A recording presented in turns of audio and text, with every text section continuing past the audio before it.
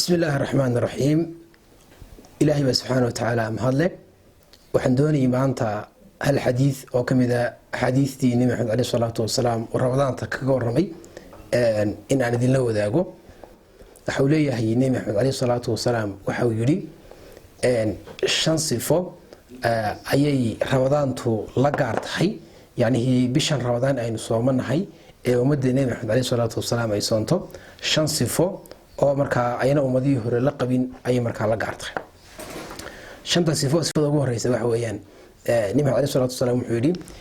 qofka sooman urta ka soo baxaysa afkiisaasi ilaahay subhanahu wa ta'ala waxay ka qaalisan tahay cadarka loo yaqaano miskiga cadarkaasi waa cadarka aad u udgoon ay ilaahay subhanahu wa ta'ala agtiisa ka qaalisan tahay urtaasi marka bini'aadanka waxaad moodaa marka inay dhibto balse ilaahay subhanahu wa ta'ala agtiisa qaalib ay ku tahay wasifada koowaad marka ay bisha Ramadaan leedahay qofka saayimkina uu leeyahay sifada labaad waxa weey nabi alayhi salatu wasalaam wuxuu yiri ilaahay subhanahu wa ta'ala maalin kasta waxa uu qurxiyaa jannadiisa isagoo marka uu qurxinaya adoomadiisa maalin kasta ilaahay subhanahu wa ta'ala wuxuu qurxiyaa jannadiisa sifada saddexaad nabi alayhi salatu wasalaam wuxuu ku sheegay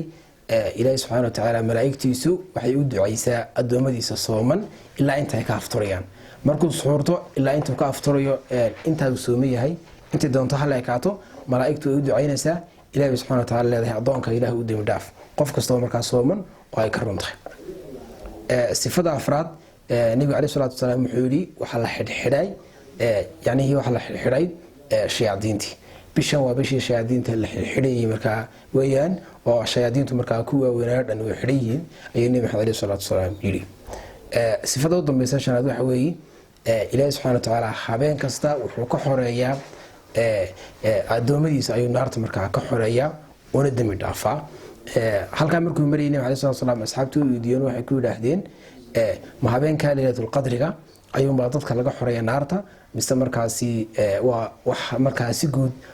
matqaanay marka habeen kasta u dhacay markaas yiri habeen kasta oo dhacasa way qofku maalin buu soomayaa haddana waa furaya maalin waqti marka ka duwan wax jid marka kala baxbaxaya marka habeen kasta ilaahay subhanahu wa ta'ala adoomadiisa ayuu naarta ka xoreeyaa xadiiskaasi inuu soo koobanaa. Assalaamu calaykum.